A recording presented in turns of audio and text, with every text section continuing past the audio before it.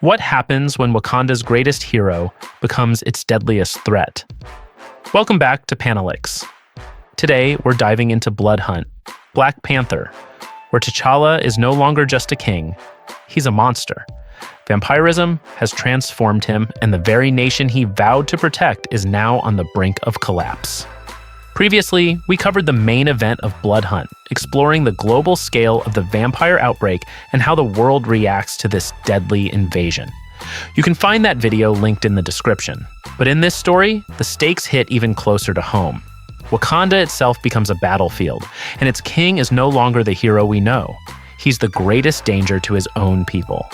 This isn't just a story about vampires attacking humanity. It's about a hero corrupted, a nation at risk, and the terrifying question, what do you do when your protector becomes your enemy? Let's break down.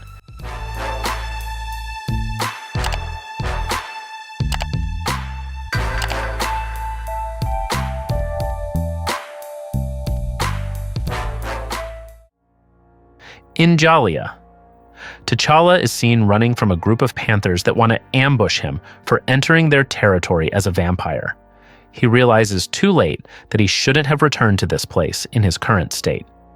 The group of Black Panthers finally catches up with T'Challa, while one of their leaders says that defiling Bast's territory is an unforgivable sin, so the debt must be paid. T'Challa braces himself and replies that he is seeking help to protect the Wakandan people, just as the Black Panthers do.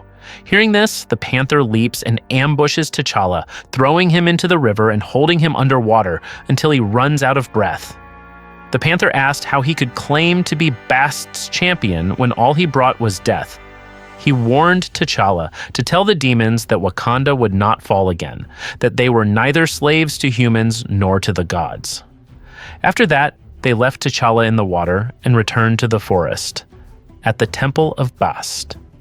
T'Challa awoke from his dream to find himself in the Temple of Bast lying in a pool of water. Next to him was a bowl containing a heart-shaped potion. He threw the bowl, spilling its contents, and then put on his mask. At that moment, an old man dressed in white entered the room and noticed T'Challa. He asked who he was, held out his torch, and asked him to state his name. But he found the bowl containing the heart-shaped potion now empty. He shouted for the guards to arrest T'Challa for drinking the potion, and several guards arrived. T'Challa jumped onto the stone wall to avoid the guards' sickles, using his claws and feet as support. Then he grabbed the head of one of the guards to support himself and stepped on the back of another guard until he could jump out of the place. T'Challa ran from the guards who were chasing him, shouting that the only way out of here was death and calling him a fraud, but T'Challa suddenly stopped and took off his mask to reveal his face. He asked them if they wanted to chase him like an animal when he was their king, and he ordered the guards to surrender. The guards immediately dropped the sickles in their hands, but their eyes turned white due to T'Challa's Daywalker ability. T'Challa tried to snap his fingers in front of a guard, but there was no response, so he left them. In Burnin Zana, the City of Gold, T'Challa felt that the heart-shaped potion had restored part of his former self who could protect and defend this country, but he was confused about where to start. Suddenly, Blade's manifestation appeared beside T'Challa and said that he would start by looking for the ruins of the temple as he had ordered, and make the impossible city surrender it to Blade. Blade said that T'Challa's efforts to help his people were actually prolonging the suffering of the Wakandan people. He had chosen T'Challa because he thought T'Challa knew the area, but it seemed that was the wrong decision. T'Challa jumped down, agreeing with Blade's words. He jumped from roof to roof until he landed on the ground. This time, Wakanda was shrouded in a sunless night because the power of the Dark Force made nocturnal creatures more daring to act without the protection of the sun. And humans, who were accustomed to the protection of the sun, became careless and unprepared for this attack. Odds, the mother of the locust plague, was seen drinking the blood of a woman while other humans lay helplessly around her. She tells T'Challa to leave because it has been eons since she last ate this well. T'Challa moves to attack Adz and says she will regret this, but Adz refuses, saying she will not regret it, and tells T'Challa to leave as she knocks him down. But T'Challa refused to do so, instead striking back at Adz. Adze eventually left, leaving behind her threat and saying that there were other cities where he could eat, but that he would continue to bother her here. Once Adze was gone, TChalla looked at the woman, but because of the smell of blood still flowing, TChalla seemed to want to drink the blood, and his fangs came out. He wet his fangs with his tongue and was about to bite the woman when a knife was placed at his neck, ordering him to stop. It turned out to be Shuri, his sister. Shuri's voice brought him back to his senses. He felt that Shuri didn't need to threaten him with a knife, but Shuri always went overboard. However, it turned out that Shuri didn't just want to stop him, she also cut her own wrist and told TChalla to drink her blood. TChalla obeyed. To him, Shuri's blood tasted like ambrosia, manna, and was very nourishing. He wasn't even sure if he could stop himself from drinking it. But then, TChalla lifted his head and saw Shuri crying with pity in her eyes, and the shame TChalla felt broke the bond with the blood he was feeling. He stopped drinking Shuri's blood and said, "That was enough." Shuri covered the wound on her hand with a white cloth, but a voice said that it was enough for TChalla, but she was still hungry. It turned out that the voice belonged to the woman whose blood Adze had drunk earlier. Parts of her body began to grow like Adze's, and she floated in the air. Shuri used the devices on both her hands that emitted sunlight to attack the woman, saying that she only had death without blood for her. Seeing all this chaos, Shuri began to question whether Wakanda's decision to come out of isolation was the right choice. She then said that she was starting to sound like TChalla, and suggested that they ask the Avengers for help. But it turned out that TChalla was already gone. When Shuri looked back, she couldn't find anyone. TChalla jumped from one roof to another, and in a small alley, he found humans who had turned into vampires drinking the blood of other humans. The war dogs used ultraviolet spotlight weapons to attack these vampires, while TChalla clawed at them alongside the Dora Milaje, who fought with their spears. When a vampire grabbed TChalla from behind, TChalla used his claws to injure the vampire's face. However, this fight drained his energy as he had not drunk blood yet. He staggered and fell while asking Bast for help. At that moment, Blade's shadow reappeared and mocked him for refusing to drink blood, asking him to embrace the power of darkness that he had given him. Blade then knelt down and said that as the last of the first or Bast's last champion, he should not be lying helplessly here. He even called him a stubborn child. Suddenly, TChalla stood up and attacked Blade with his claws, saying that he was not Blade's son, but of course, the attack did not hurt Blade. Instead, TChalla was seen bowing down in pain because of it. Blade replied that even though he wasn't his son, Blade was his master. He questioned how long TChalla could endure this pain and resist the freedom of death. Blade approached TChalla and told him not to test him, because if TChalla did not reveal the temple where his god was hidden, he himself would tear Wakanda apart to find it. Suddenly, Shuri's voice called out to TChalla, but thinking it was Blade, he told her to go away. Shuri asked who TChalla was talking to, and TChalla realized that it was Shuri who was speaking. A device illuminated the place and showed a projection of Shuri. Seeing Shuri there, TChalla looked very happy, and Shuri replied that it was the perfect welcome for her. TChalla asks where Shuri is, and in a room lit by light from above, Shuri replies that she is in a safe place with artificial sunlight, but its power and source are limited, as is her movement. Once she left this place, she would be in danger, but TChalla, who knew Shuri, guessed that she must have already taken that risk. Sure enough, Shuri confirmed TChalla's assumption. She had brought scientists, historians, and politicians with her to help them rebuild civilization. Shuri looked down at the balcony, where several people she had mentioned were sitting cross-legged. Shuri finally revealed that the Dark Force had not yet penetrated Latveria's defenses. She intended to ask Doom for help, but T'Challa forbade her from doing so. Shuri insisted, saying that many of their people had died and that T'Challa was not in a position to make decisions. T'Challa shouted that he was the king, but Shuri replied that they were both kings, and that T'Challa was currently unable to control himself. T'Challa put his mask back on. Shuri was about to speak again, but her words were cut off by poor communication, and T'Challa finally pulled off his necklace. He acknowledges the truth of Shuri's words that he shouldn't be here and would be better off in exile, returning to the forest. In Mesitu Wadabihu, a nature reserve in Wakanda. T'Challa walks through the forest under the moonlight, followed by a black panther. He turns around and faces the animal that serves Bast. Several eons ago, the first blasphemy. A demon chased a woman whose hands were shackled with silver metal as she ran away from him. Around her were many other humans who were still chained and unable to free themselves.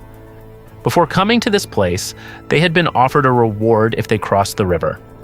The stranger who offered them this reward used shiny ornaments, brighter than gold and stronger than iron. Unexpectedly, after crossing, it was this metal that ultimately became their shackles. Like the woman who ran away earlier, her hands were shackled with the shiny metal, and once she reached the outside of the cave, she begged Khonshu for help. But the demon still chased and caught her, saying that Khonshu had no right to be on his land and in his temple. He caught the woman and killed her, then dragged her back into the cave. The demon said that the woman's blood, together with the metal, would become his gateway to sit on his throne across the river as the new god. Suddenly, Khonshu appeared and intended to avenge the woman's death, but Bast, in the form of Black Panther, stopped him.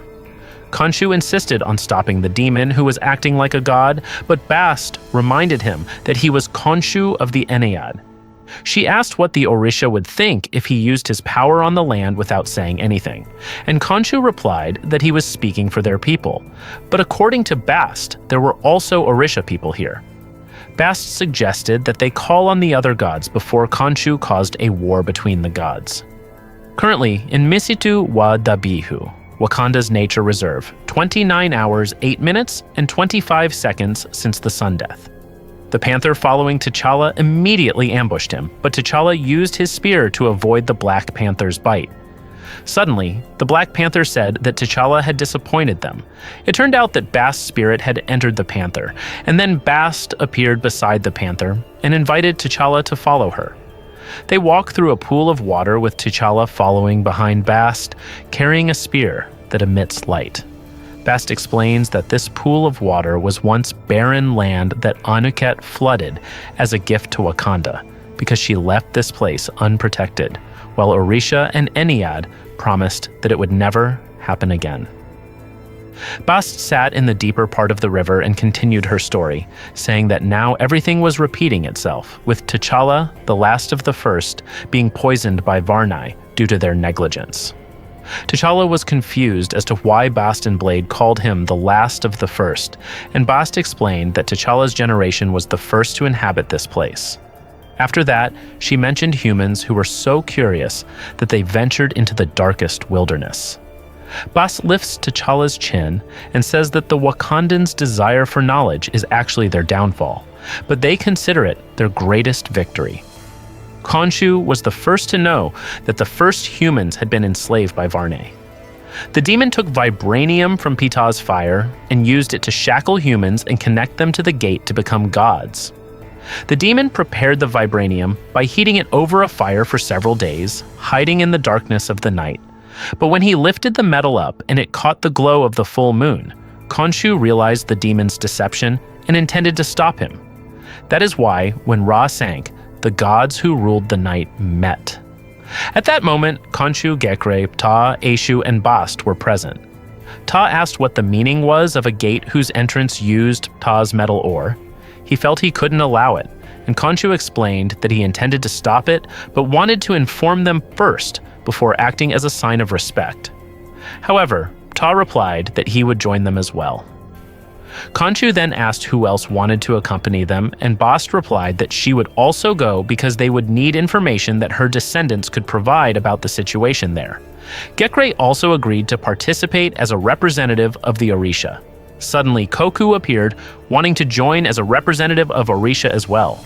Khonshu asked if Koku was sure he wanted to join, given that his position as the god of war seemed to provide protection for the unclaimed land. And Koku firmly agreed because, in his opinion, demons could not become gods, and they had to teach them a lesson for their deception. In the present, Bast explained that their mistake was focusing only on defeating Varnai instead of destroying him. They never found his body or his temple, and that gave him the opportunity to return.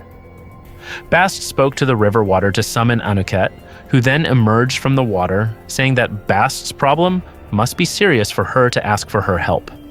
Bast confirmed this, saying she wanted to fight fire with flood. Anuket asked what fire she should extinguish, and Bast replied that Varney's descendants had transformed one of her champions. Anuket regretted this because she thought Bast's champion was handsome, and Bast called Anuket's name to warn her. Anuket asked Bast again what she should do, and Bast explained that she needed to destroy Varney's temple before his descendants discovered his true power. Anuket rose from the water and insisted that she had already said this eons ago before the temple was swept away by black water far from her power, and now Bast was telling her to do it again. Bast denied this, pointing to TChalla and explaining that she expected him to do the task. Anuket agreed, pulling TChalla by the collar and dragging him into the water in an attempt to teach him how to see things through to the end, in Burnin Zena. Shuri is talking to Doom's hologram, at which point her artificial sunlight is at 64% capacity. Doom comments that Shuri's ignorance of T'Challa's whereabouts is very worrying because Wakanda does not usually leave problems unresolved. Shuri fiddles with the program in front of her while replying that she is not her brother's babysitter, and besides, Wakanda is now a free country. Doom, in his castle, appears to be receiving a glass of wine from his servant. He asks how free her country really is if the elite of her country have to ask Doom for help. Doom admits that Latveria is the truly free country because its people are not afraid of the darkness, while the people of Wakanda hide under buildings and ask Doom for help after the artificial sun fails to help them.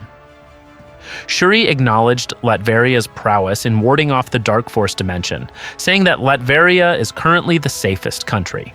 Doom replied that she understood why he was hesitant to accept refugees, because with Shuri not knowing T'Challa's whereabouts and condition, there was a possibility that when the refugees entered Latveria, their king would follow behind them. Oluchi tries to comfort Shuri after Doom's refusal, but Shuri replies that she is fine and will find the best solution. Wakanda in the past. Gekre and Bast arrive at the Varney temple, which looks deserted. Gekre thinks they may have left, but Bast says she can still smell them, though Gekre thinks it's too quiet. Bast replies that he needn't worry because demons cannot defeat gods. Suddenly, hands reach up from the ground beneath them, revealing the vampires buried underground. A female vampire reached out toward Bast, who was trying to transform into human form. She said that if Bast wanted to know who would challenge the gods, a male vampire added that Bast would see it now. Meanwhile, Gekre was already being swarmed by several vampires. At that moment, Khonshu and Koku arrived and attacked the vampires. Koku confidently told them to see how their lives would end, while Gekre told Koku to protect himself. Finally, the four gods turned their backs on each other to face the vampires together. Koku was surprised that the demon already had offspring, then Bast explained that these were humans who could move on Earth. Meanwhile, Khonshu saw the fire inside the temple and Koku replied that he could use it. Koku then entered the temple with the fire inside, shouting for Varney to submit to the true power of the gods, and the demon replied that he would destroy Koku. But Koku firmly replied that demons could not destroy what was eternal. Koku uses his staff to attack the demon with fire, but the demon gores Koku, causing him to fall. On the other side, Bast is freeing the humans who are chained by the demon and invites them to leave. Bast directed them to leave the cave, but standing at the cave entrance were several panthers. Seeing this, a woman named Nyami cried out that the gods had destroyed them. At that moment, Bast came up behind her, covered her mouth, and told her to be quiet while the panthers sniffed her. Bast explained that they had to follow the panthers south for 3 days, wait for 3 days after that, and then return here again. Nyami replied that she did not want to return here, but Bast insisted because the Ennead and Orisha had guaranteed that those who cultivated this land would never be enslaved again. Bast watched them leave into the forest and ensured that from now on the people of Wakanda would walk freely. It was now 29 hours, 42 minutes, and 33 seconds since the sun death. T'Challa swam in the water with Anuket.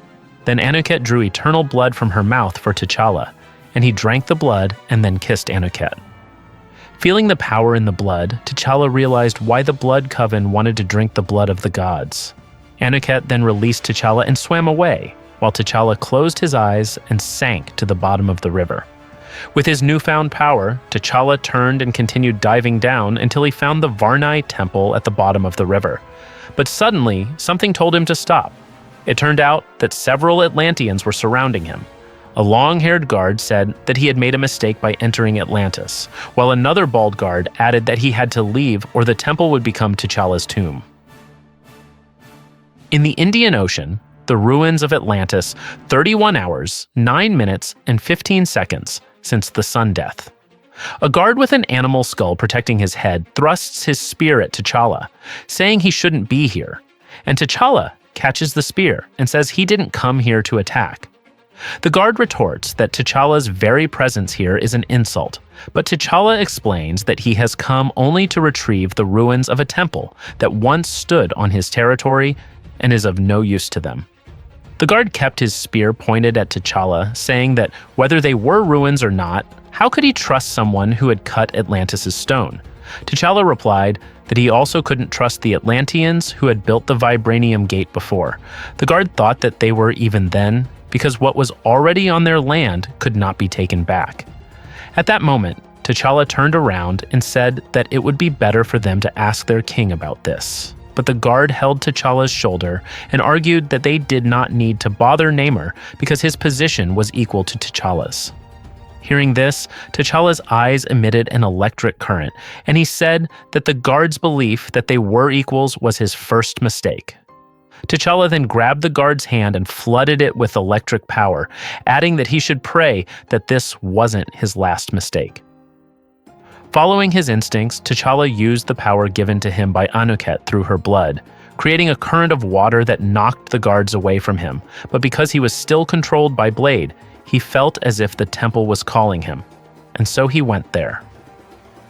In Msitu wa Dabihu, Wakanda's nature reserve, 31-1904 since the sun death, Anuket emerged from the water to meet Bast and said she was done. Bast asked if the Varnai temple had been destroyed. Anuket, who had risen to the surface, squeezed the water from her hair and replied that she didn't know.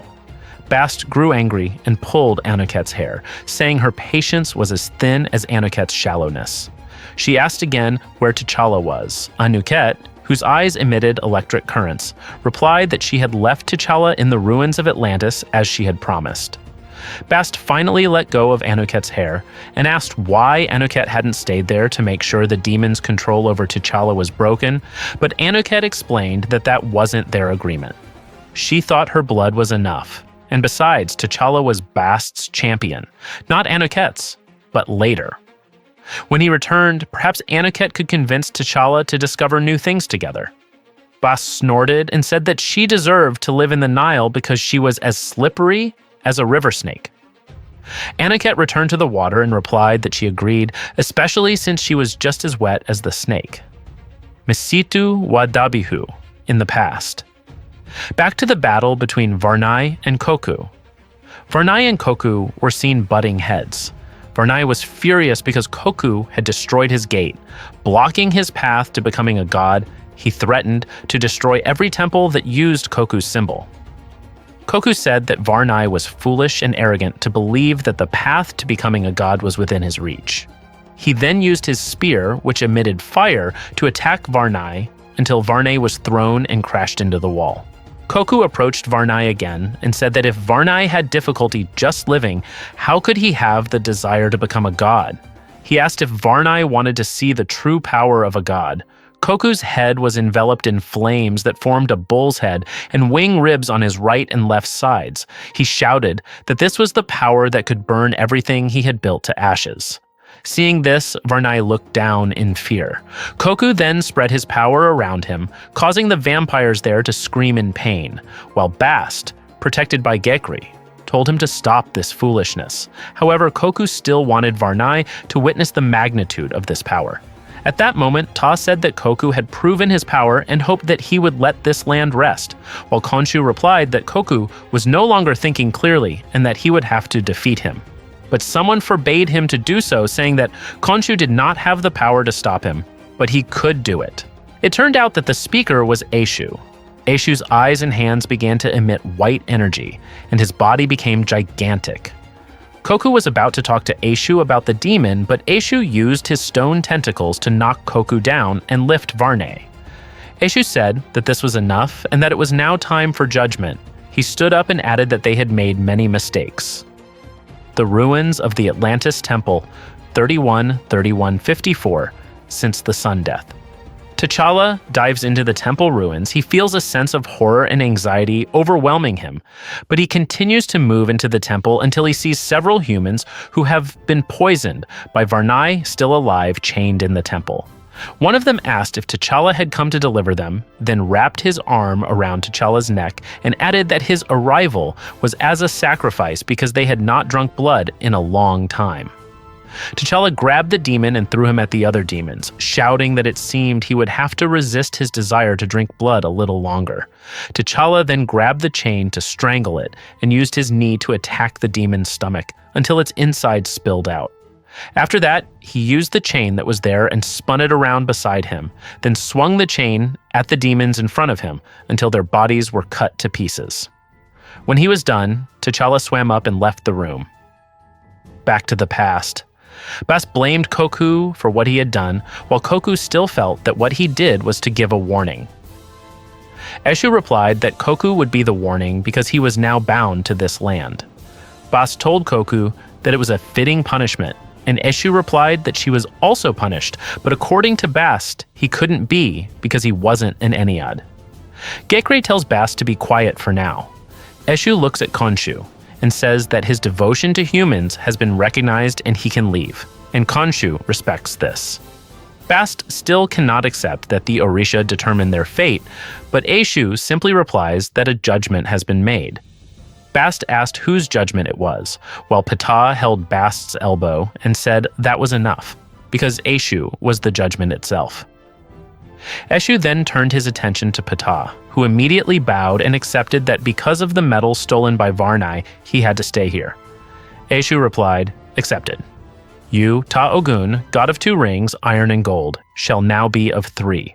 Walk freely, but tend to all hearths." After that, Eshu flew away, saying that he was leaving the decision about this area to them, as Orisha and Ennead as one. As soon as Eshu left, Bast immediately pushed Koku angrily because his actions had left the land barren, even though the mortals would return in 2 weeks.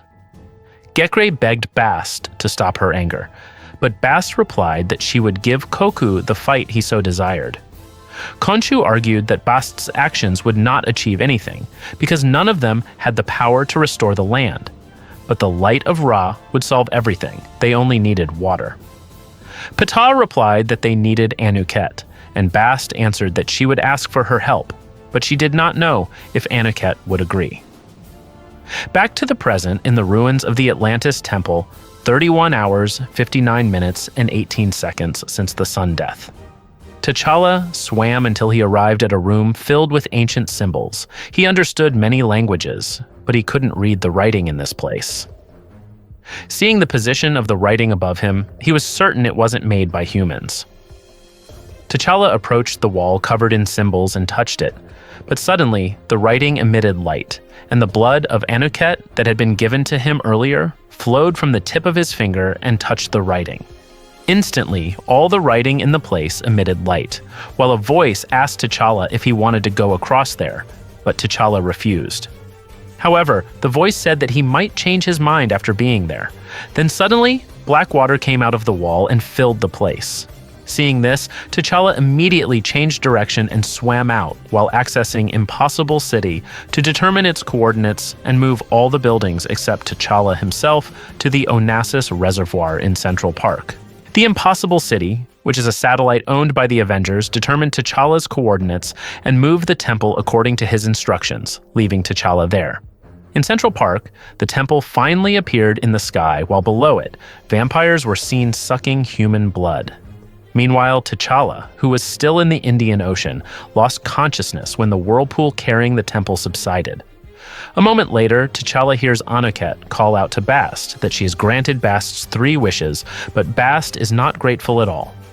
Finally, Bast admits that she is grateful to Anuket. Anuket replied that she would see how much of the spoils she would receive later.